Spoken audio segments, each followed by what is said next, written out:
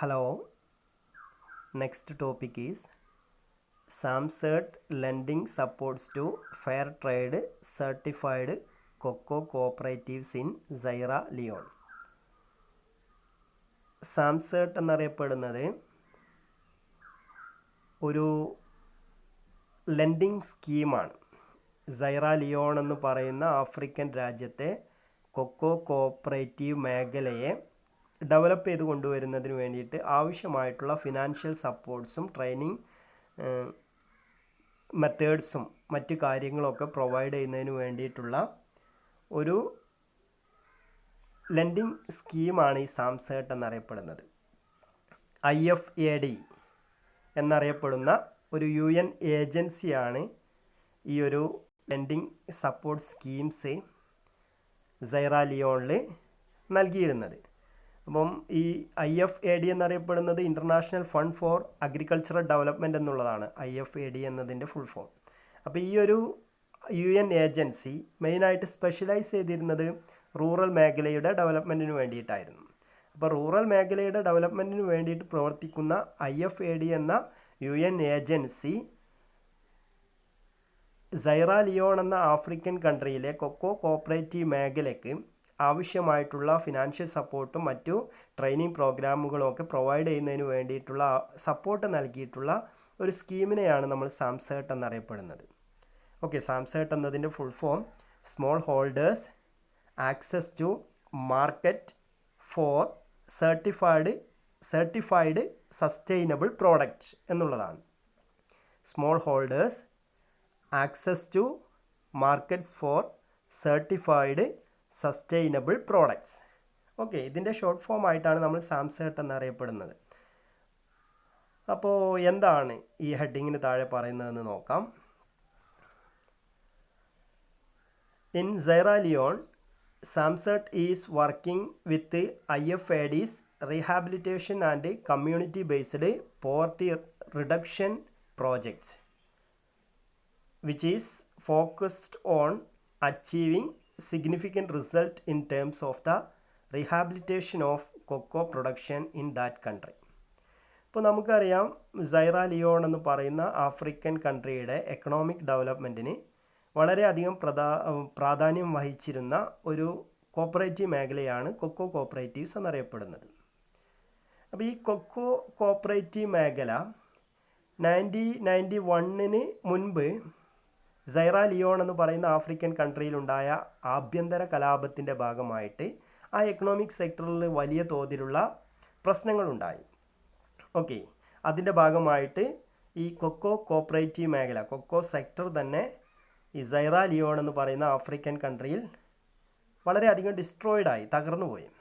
അപ്പോൾ ഈ സൈറ ലിയോൺ എന്ന് പറയുന്ന ആഫ്രിക്കൻ കൺട്രിയിലെ കൊക്കോ കോപ്പറേറ്റീവ് മേഖലയെ സപ്പോർട്ട് ചെയ്യുന്നതിന് വേണ്ടിയിട്ട് അതിൻ്റെ പ്രവർത്തനങ്ങൾ പഴയ രീതിയിലേക്ക് ഡെവലപ്പ് ചെയ്ത് കൊണ്ടുവരുന്നതിന് വേണ്ടിയിട്ട് പലതരത്തിലുള്ള ഏജൻസികളും പലതരത്തിലുള്ള സഹായങ്ങളും നൽകിയിട്ടുണ്ട്. അതിനകത്ത് വേൾഡ് ബാങ്കിൻ്റെ ഇൻവോൾവ്മെൻ്റ് ഉണ്ട്, UN ഏജൻസികളുടെ ഇൻവോൾവ്മെൻ്റ് ഉണ്ട്, അത്തരത്തിലുള്ള ഇൻ്റർനാഷണൽ ലേബർ ഓർഗനൈസേഷൻ്റെ ഇൻവോൾവ്മെൻ്റ് ഉണ്ട്. അങ്ങനെ പലതരത്തിലുള്ള ഇൻ്റർനാഷണൽ ലെവലിൽ പ്രവർത്തിക്കുന്ന ഓർഗനൈസേഷനുകളും പലതരത്തിൽ ഈ കൊക്കോ മേഖലയെ, സൈറ ലിയോൺ എന്ന് പറയുന്ന ആഫ്രിക്കൻ കൺട്രിയിലെ കൊക്കോ മേഖലയെ ഡെവലപ്പ് ചെയ്യുന്നതിന് വേണ്ടിയിട്ട് പലതരത്തിലുള്ള സഹായങ്ങൾ നൽകിയിട്ടുണ്ട്. ആ രീതിയിൽ UN ഏജൻസി ആയിട്ടുള്ള IFAD, international fund for agricultural development എന്ന പേരിൽ അറിയപ്പെടുന്ന UN ഏജൻസി, ഈ ഒരു UN ഏജൻസിയുടെ മെയിൻ എയിം എന്ന് പറയുന്നത് it is specialised in rural ഡെവലപ്മെൻറ്റിന് വേണ്ടി പ്രവർത്തിക്കുന്ന ഒരു UN ഏജൻസിയാണ് IFAD. അപ്പോൾ ഇവരുടെ സഹായം എത്രത്തോളം ലഭിച്ചിട്ടുണ്ട് എന്നുള്ളതാണ് ഇതിനകത്ത് പറയുന്നത്. അപ്പോൾ അവർ നൽകിയിട്ടുള്ള ഒരു സ്കീമാണ് ഈ പറയുന്ന സാംസേർട്ട് എന്നറിയപ്പെടുന്നത്. SAMCERT is working with IFAD's rehabilitation and community based poverty reduction project which is focused on achieving significant result in terms of the rehabilitation of cocoa production in that country.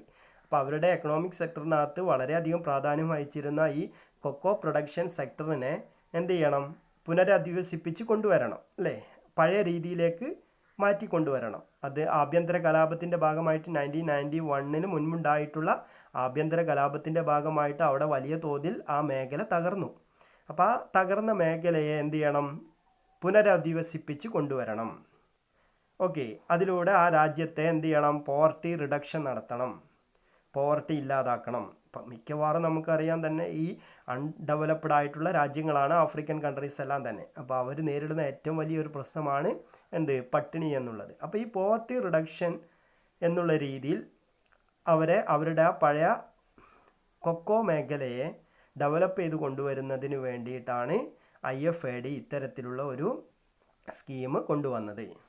When the war ended 1991 മുൻപ് അവിടെ ഉണ്ടായിട്ടുള്ള ആഭ്യന്തര കലാപം അവസാനിച്ചതിന് ശേഷം SAMCERT actively participate in the involvement of social, economic and environmental conditions of Sierra Leone. ഈ സൈറാൻ ലിയോണിലെ എക്കണോമിക്കലായിട്ടുള്ള condition develop ചെയ്യുന്നതിന് വേണ്ടി, എൻവയോൺമെൻറ്റൽ കണ്ടീഷൻ ഡെവലപ്മെൻറ്റ് ചെയ്യുന്നതിന് വേണ്ടി, അതുപോലെ തന്നെ സോഷ്യലി അവരെ ഇമ്പ്രൂവ് ചെയ്ത് കൊണ്ടുവരുന്നതിന് വേണ്ടി ഈ സാംസർട്ട് എന്ത് ചെയ്തു?